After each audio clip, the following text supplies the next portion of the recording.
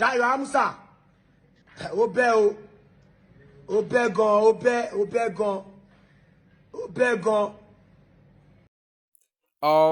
No be small thing, no. I'm going to play everything for you to hear. How Jigan Baba Oja bash Dayo Amusa and how Dayo Amusa put pepper for Jigan Baba Oja eyes concerning the war where they go on for Nollywood industry. Ó ṣe bobrsky, kò ṣe bobrsky. Ó ṣe best female dress award. Kò ṣe best female dress award tí wọ́n fún bobrsky. A lot of people are sharing their opinion. Share your thoughts and let me know what you guys think. I remain your favorite. Gist Entertainment. Ó wà live on dárúkọ tèmi pé jigan abọ́jà jigan. Ó pé kó má wà fún mi.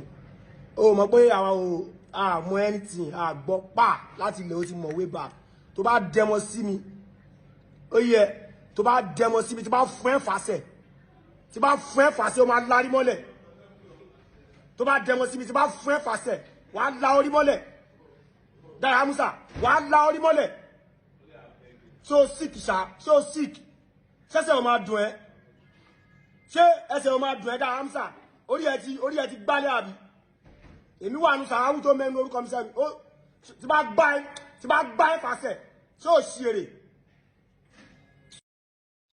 Jigan mo rò pé lórí burúkú ni ẹ mo rò pé ò ń ṣí èrè mo rò pé ayé ẹ fẹ́ bàjẹ́ mọ́ tilẹ̀ àbógun fẹ́ pa ẹ́ ó fẹ́ pa àwọn ìrankíran ẹ mo rò pé ò ń ṣí èrè àbó lórí burúkú ni ẹ ni mo rò pé ò ń ṣí èrè.